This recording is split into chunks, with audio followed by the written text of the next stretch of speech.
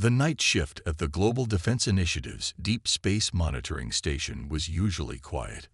Dr. James Miller liked it that way. The soft hum of computers and occasional beeping of sensors created a peaceful atmosphere that helped him focus on his work. Tonight, however, would be different. At exactly 3:27 a.m., every screen in the facility lit up with the same morning message. The automated systems had detected an encrypted transmission from deep space, far beyond the edges of the solar system. Miller sat up straight in his chair, his coffee forgotten as he began typing commands into his terminal. "This can't be right," he muttered, adjusting his glasses. The signal wasn't just strong. It was perfectly clear, as if someone had designed it specifically for Earth's receivers to pick up. After 30 years of silence following humanity's first messages to the stars, this was unprecedented. Miller reached for the red phone on his desk, the one that connected directly to Director Hayes' office. Before his hand could touch it, it started ringing. "You're seeing this too?" Director Hayes asked without introduction. Her voice was calm, but carried an edge of excitement. "Yes, Mom. The signal. It's like nothing we've ever received before." Miller pulled up more data on his screens. "It's not random, and it's not natural. Someone out there wants to talk to us. Can you decode it?" Miller was already running the signal through the station's advanced decryption systems. "That's the strange part, Director. The encryption. It's using elements of our own military codes. Older versions, but still ours." The implication sent a chill down his spine. Someone out there hadn't just been watching Earth. They'd been studying our communication methods for years. As the decryption progressed, more stations around the world began reporting the same signal. The Chinese Academy of Space Technology, the European Space Agency, and dozens of private research facilities all confirmed the same thing. Earth was receiving a message. Miller's computer chimed. The first section of the message had been decoded. As text began appearing on his screen, he felt his heart rate quicken. "Director," he said, his voice barely above a whisper, "you need to see this." The message was clear and in perfect English. "To the inhabitants of Earth, your planet has been under observation for the past 487 of your solar cycles. Your species development has been unusual. Most civilizations follow predictable patterns. You do not." Miller continued reading, each word making his hands shake more. The message explained how multiple alien civilizations had been watching Earth, documenting everything from the world wars to the moon landing, from the Internet's creation to the development of AI. But what truly caught his attention was the data attached to the message. Detailed records of every attempted alien contact, exploration, and even invasion of Earth throughout history. Events that governments had covered up, incidents that had been dismissed as hoaxes, crashes that had been hidden from the public. They were all there. They'd been testing us, Miller realized, speaking into the phone. Every UFO sighting, every mysterious incident, they were gauging our responses, our capabilities. "And we passed their tests," Director Hayes replied. "That's why they're contacting us now." The message continued, revealing something even more startling. Earth sat in a highly contested region of space. 3 major galactic powers had avoided claiming the planet, not out of respect for human sovereignty, but out of concern for humanity's unusual development pattern. As Miller processed this information, more data poured in from the deep space monitoring stations. The signal wasn't coming from one location. Identical transmissions were being broadcast from multiple points surrounding the solar system. Earth was effectively surrounded by alien observation posts. "Dr. Miller," Director Hayes said after a long pause, "initiate Protocol Omega. Wake everyone up. Contact every major government and space agency." She took a deep breath. "It's time to let them know that we've been preparing too." As Miller began sending out the alerts, he couldn't help but smile.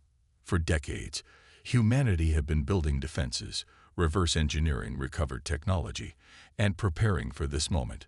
The aliens thought they had been secretly watching Earth, But humanity had been quietly getting ready for this day.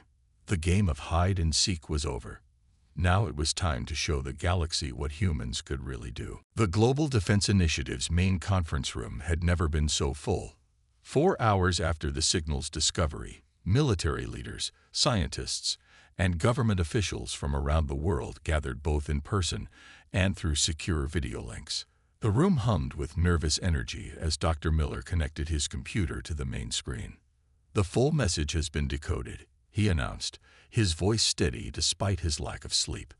"What I'm about to show you will change everything we thought we knew about our place in the galaxy." The room fell silent as the alien transmission appeared on the massive display screen. "Your species has demonstrated remarkable traits that set you apart from others we have encountered. While most civilizations achieve peace before developing space travel, humans have maintained their warrior instincts while advancing technologically. This makes you unique and dangerous." Admiral Reed, commander of Earth's Hidden Fleet, leaned forward in his chair. "They're afraid of us," he said, a hint of satisfaction in his voice. The message continued, revealing details about the 3 major galactic powers: the Coalition of Unified Worlds, the Star Empire, and the Federation of Free Systems. Each had been watching Earth, and each had decided against making official contact. "Your wars have shown us your capacity for violence," the message read. "But your responses to global threats have shown us something more interesting: your ability to unite against common enemies.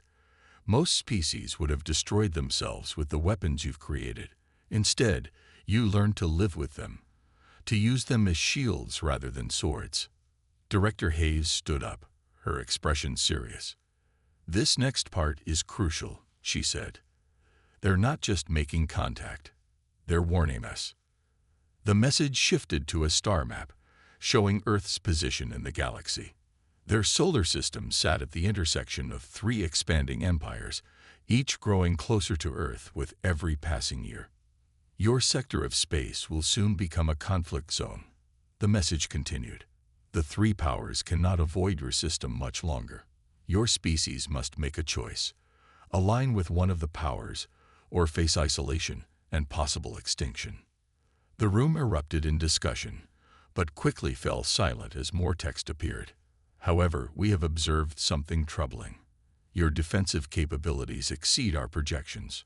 Our monitoring stations have detected energy signatures suggesting advanced shield technology. Your quantum communications array should not exist yet. Most concerning, we have lost contact with several observation posts near your Mars colony." Admiral Reed exchanged knowing looks with Director Hayes. The aliens had finally noticed the defenses Earth had been building using their own stolen technology. "They're not just warning us," Miller explained, pointing to specific parts of the message. "They're trying to figure out how much we know, how much we've learned from their crashed ships and failed incursions." The final part of the message was direct. "You have 30 Earth days to respond. Choose your path carefully. The galaxy is watching." Director Hayes stepped to the front of the room. "Ladies and gentlemen, this is the moment we've been preparing for. Project Guardian can no longer remain secret." She pressed a button on her tablet, and new images appeared on the screen. Massive underground facilities on Mars and the Moon, shipyards hidden in asteroid belts, and weapons platforms disguised as space debris. For 50 years, we've been recovering their technology. Every probe they sent, every scout ship that crashed, every piece of alien tech we could salvage. We studied it all. We didn't just copy their technology, we improved it." Admiral Reed stood up next to her. "The aliens think they're giving us an ultimatum. Instead, they've given us an opportunity." He smiled grimly. "It's time to show them that humanity doesn't take kindly to threats." The room filled with determined nods and murmurs of agreement. Humanity had spent generations preparing for this moment, building defenses and weapons in secret, always suspecting they weren't alone in the universe. "Dr. Miller," Director Hayes said, "prepare our response. Let's show them exactly what humanity is capable of." As Miller began drafting humanity's message to the stars, He couldn't help but think about how the aliens had miscalculated. They thought they were dealing with a young, naive species that would bow to pressure. Instead, they had awakened a sleeping giant that had been quietly preparing for war while pretending to be peaceful. The galaxy was about to learn that humanity had teeth and wasn't afraid to bare them. The Grand Council chamber of the Galactic Alliance hung like a crystal sphere in deep space. Inside, representatives from the three major powers gathered for an emergency meeting about what they now called the human problem. The council leader, wearing flowing robes that shifted colors like oil on water, stood at the center platform. Around him, hundreds of alien delegates filled the floating seats, their forms ranging from nearly human to completely otherworldly.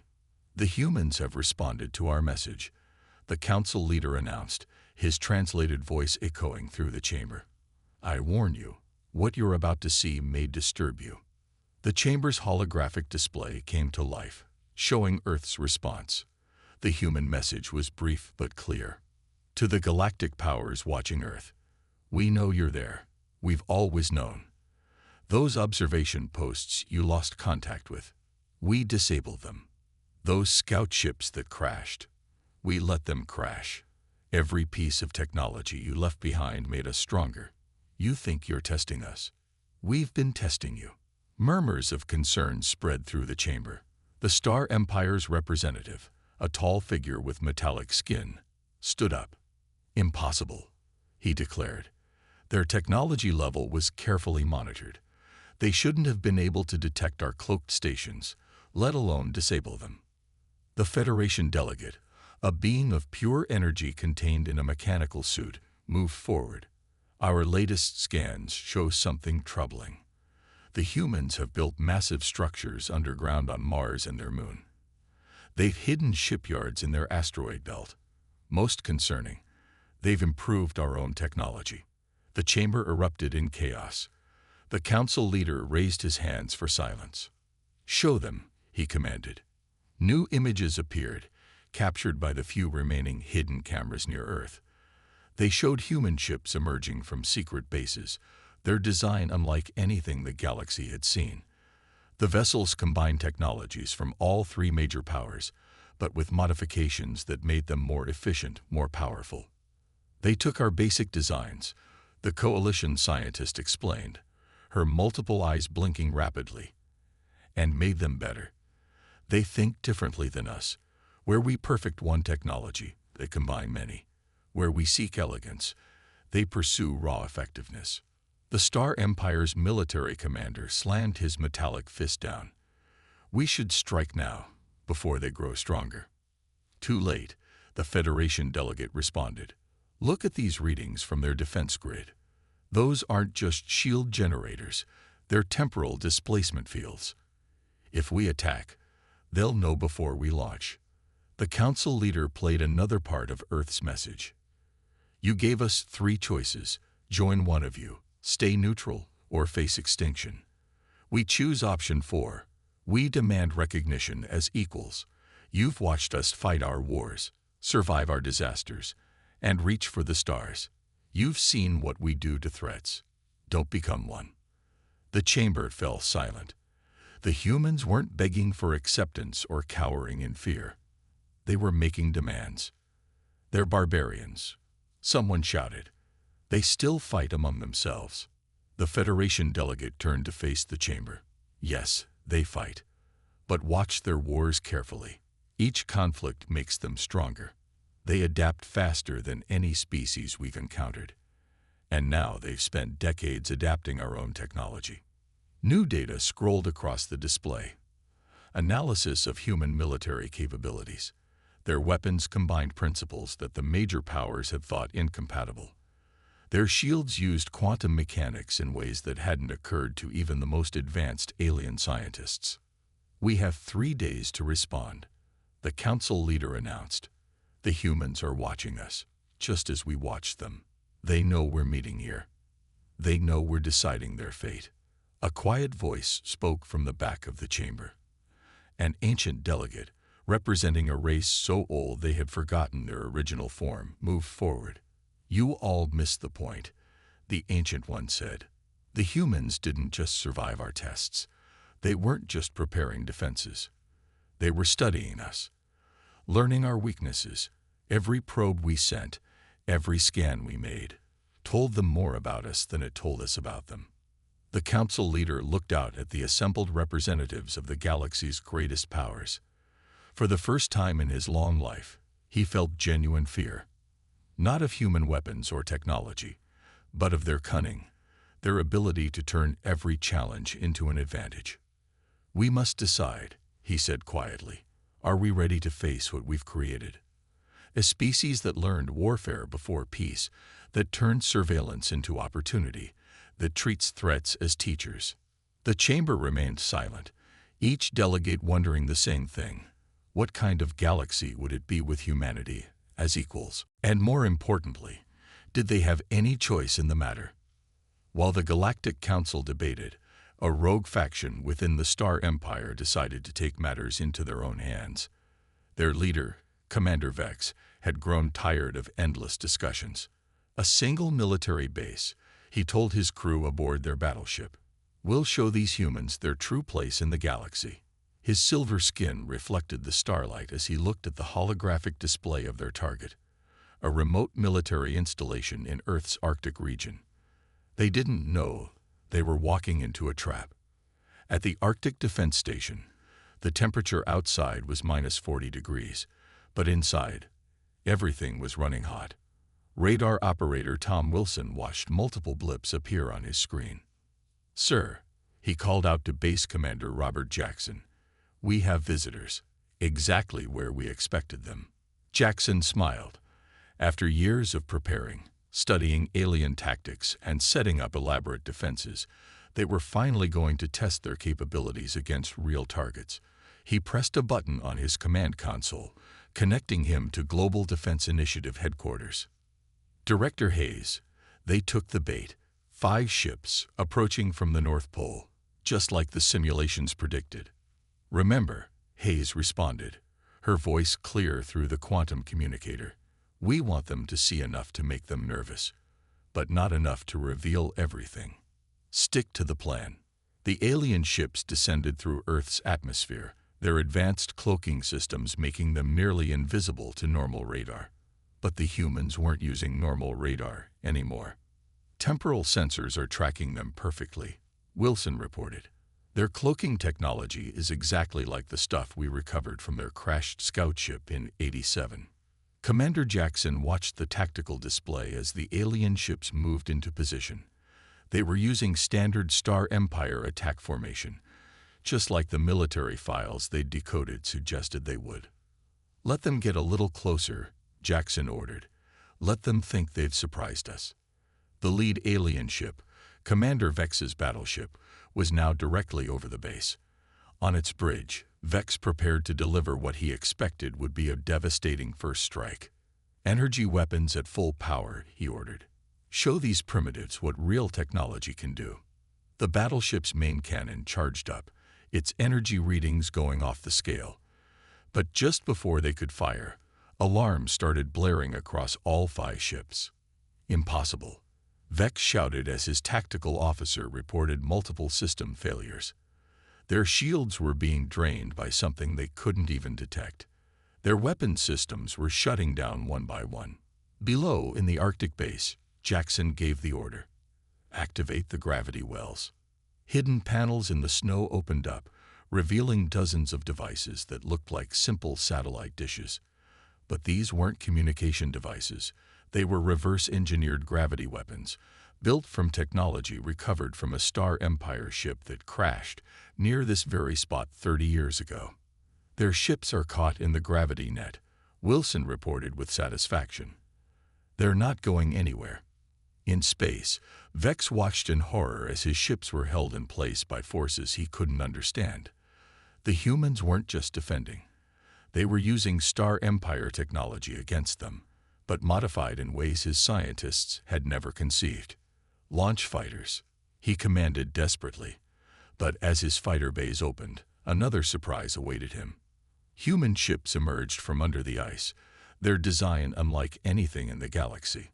They combined Star Empire speed with Coalition weapons and Federation shields, but improved, modified, enhanced.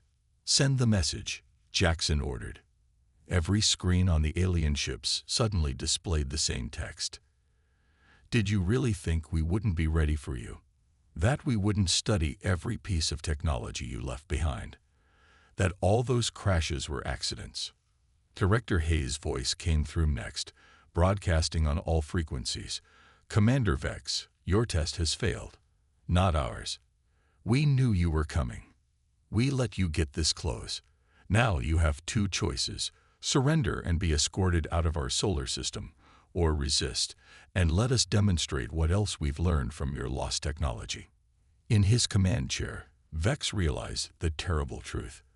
The humans hadn't just prepared for invasion. They had spent decades studying their observers, learning their tactics, and improving their technology. "Stand down," he ordered his fleet, his voice shaking. "Stand down now." As human ships surrounded the alien vessels, Commander Jackson looked at the tactical display with pride. This small battle would send a message to the entire galaxy. Humanity wasn't just ready for them. They had been ready for a very long time, and they were still holding back their best weapons. The world changed the day humanity decided to reveal the truth, not with fear or panic, but with a united show of strength that shocked the galaxy. In New York, the United Nations General Assembly gathered for what would become the most watched broadcast in human history. Every television channel, every computer screen, and every mobile device on Earth showed the same feed. Director Hayes stood at the podium, her gray hair neat and her uniform crisp. Behind her, a massive screen displayed images of stars and distant worlds. The chamber was packed with representatives from every nation, all of them knowing what was about to happen. "For over 50 years," she began, "we have kept secrets, not from each other, but from those who thought they were secretly watching us. Today that ends." The screen behind her changed, showing clear images of alien observation posts around Earth, their cloaking systems now useless against human technology. "To all alien civilizations monitoring this broadcast, and we know you are, this is humanity's response to your ultimatum." In orbit, hidden human satellites activated, broadcasting her message across thousands of light years using reverse-engineered quantum communication systems. The galaxy would hear every word. "You thought you were studying us. We were studying you. Every probe you sent became our teacher. Every crashed ship became our textbook. Every hidden observation post became our window into your worlds." The screen showed new images, massive underground facilities where human scientists had spent decades taking apart alien technology, understanding it, improving it. "You gave us 3 choices. Submit to one of your powers, remain neutral, or face extinction. Instead, we choose to show you what humanity really is." Around the solar system, hidden doors opened in asteroids and moons. From Mars, massive ships emerged from underground hangars. From Jupiter's moons, defense platforms powered up. From Saturn's rings, stealth vessels revealed themselves. "This is our home," Hayes continued, her voice strong. "We've spent generations preparing to defend it, not just with weapons, but with understanding. We learned your languages while you thought we couldn't hear you. We studied your cultures while you studied ours. We improved your technology while you thought we were barely reaching space." The screen showed the recent battle in the Arctic, where human forces had easily defeated the Star Empire's ships. The alien delegates in the Galactic Council watched in stunned silence as their most advanced vessels were rendered helpless by human defenses. "To the Coalition of Unified Worlds, we've improved your shield technology. To the Star Empire, we've enhanced your weapon systems. To the Federation, we've advanced your propulsion designs.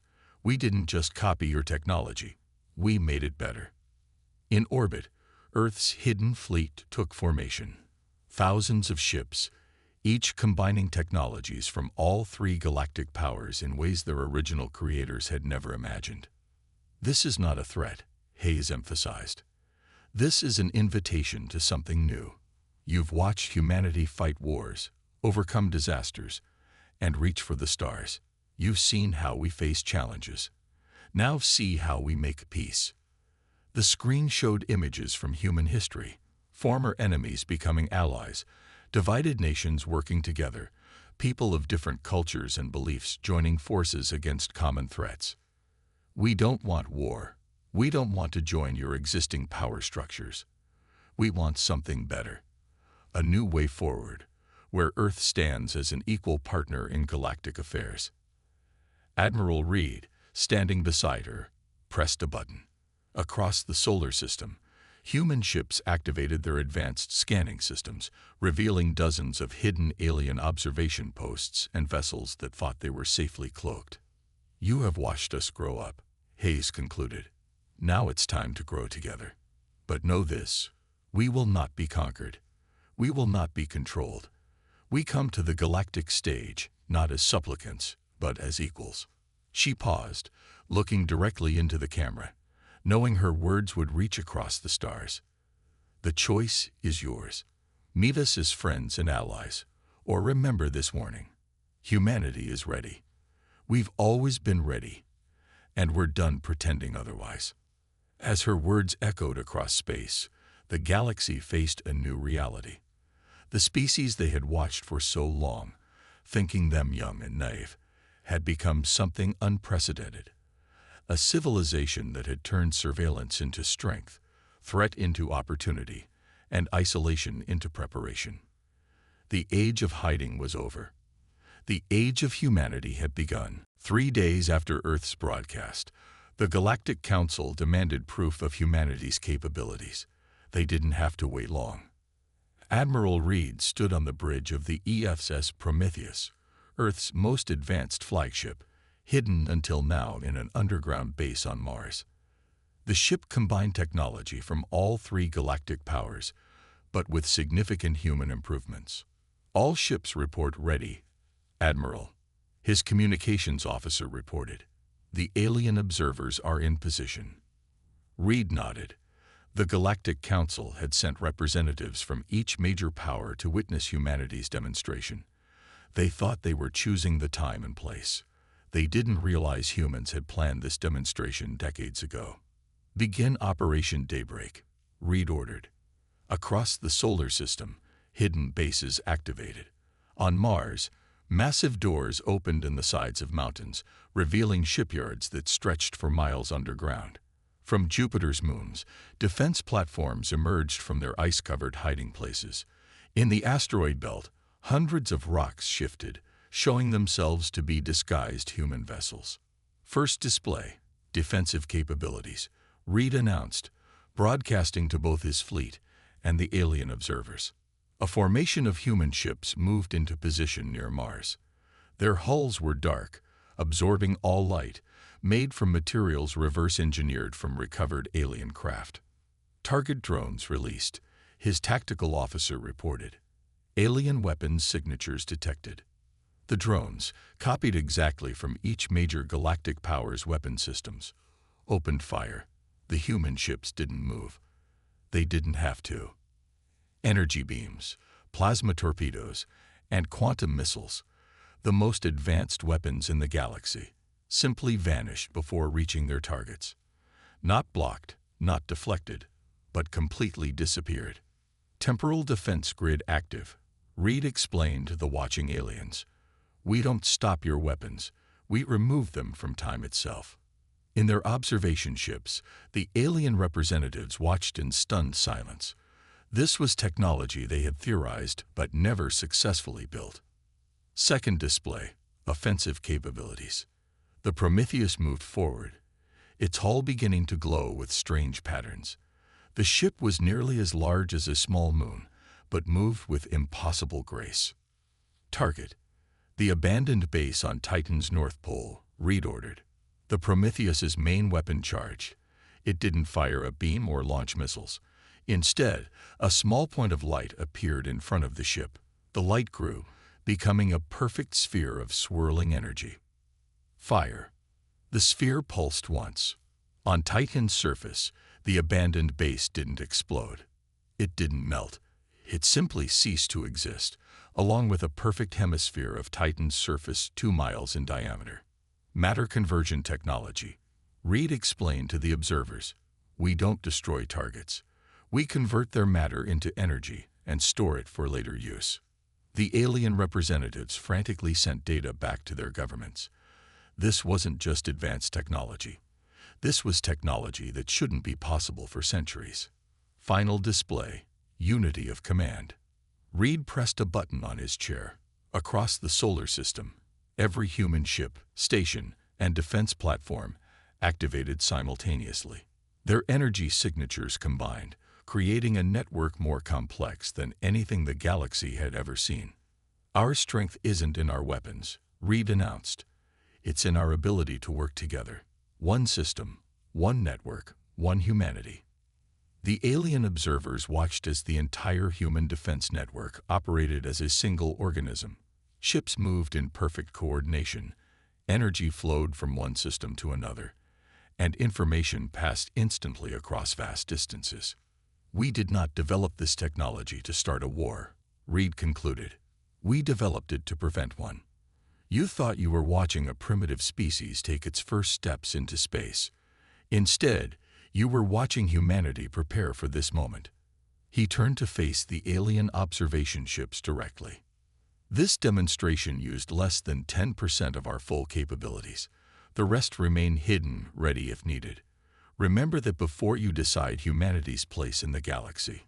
As the alien representatives rushed to report what they had seen, Reed looked out at his fleet. Humanity had revealed enough to make its point, but kept its most advanced technology secret. Just as they had learned from watching the aliens, they knew the value of holding something back. The message was clear. Humanity wasn't just ready for the galaxy.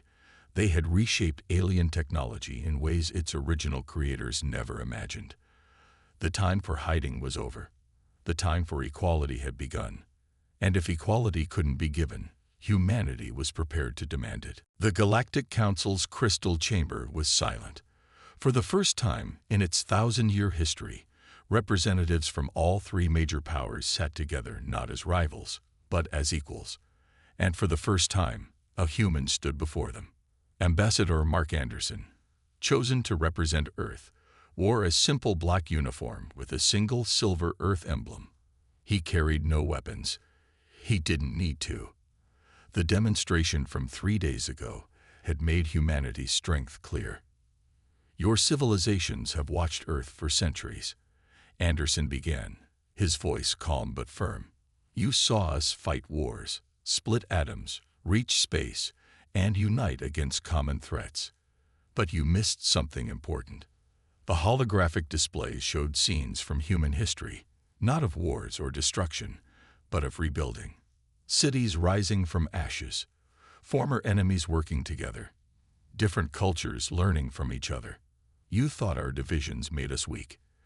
Instead, they made us strong. Every conflict taught us to be better. Every challenge made us more resilient. And yes, every piece of technology you left behind made us more prepared." The council leader, his color-shifting robes now a subdued blue, stood up. "Your species has achieved in decades what took others centuries. You have weapons that could destroy worlds. Why should we trust you with such power?" Anderson smiled. "Because we could have used those weapons already. We could have struck when you didn't know we were ready. Instead, we're here, talking." He pressed a button on his wrist device. New images appeared. Plans for hospitals that could cure any disease, energy systems that could power entire planets without pollution, food production technologies that could end hunger across the galaxy. This is what humanity offers, not just weapons and shields, but solutions. We learned from watching you, yes, but we also learned from our own mistakes. The Federation representative, their energy form glowing brightly, moved forward. "You asked to join the galaxy as equals, yet you hide your most advanced technology. How can there be trust?" "The same way there's trust between your powers," Anderson replied. "You all keep secrets. You all have hidden weapons, but you choose not to use them. That's what civilization means, having the power to destroy, but choosing to create instead. He walked to the center of the chamber, where a holographic galaxy spun slowly. Earth sits at the crossroads of your territories. You saw this as a problem. We see it as an opportunity. The display changed, showing trade routes, diplomatic connections, and cultural exchanges, all centered on Earth. We propose a new way forward, not three powers competing, but four civilizations cooperating.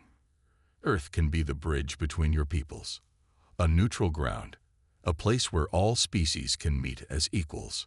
The Star Empire's representative, his metallic skin reflecting the holographic lights, spoke next. And if we refuse, if we choose to see Earth as a threat? Anderson's expression remained calm, but his eyes hardened. Then you'll learn why we spent so much time preparing, why we improved your technology instead of just copying it, why humanity has survived every challenge it's ever faced. The chamber erupted in discussion, aliens of all species debating among themselves. After what seemed like hours, the council leader raised his hands for silence. We have watched your kind grow from primitives to equals in mere centuries, he said. We have seen your weapons and your defenses, but more importantly, we have seen your potential. The galaxy has existed in a three-way balance of power for millennia. Perhaps it is time for change. One by one, representatives from each power stood. The vote was unanimous. Earth would join the galaxy as a full equal, its territory and independence guaranteed by treaty. As Anderson left the chamber, he looked back at the assembled aliens. They had expected to find Earth primitive and helpless. Instead, they had found humanity at its best, prepared but peaceful, powerful but principled. The message had been delivered. The warning had been heard. And now, a new chapter in galactic history could begin, not through conquest or submission, but through strength and wisdom. Humanity had taken its place among the stars not as servants or subjects, but as equals, and they had done it their way, ready for war, but choosing peace. The age of secret watching was over. The age of open cooperation had begun, and humanity was ready for whatever came next.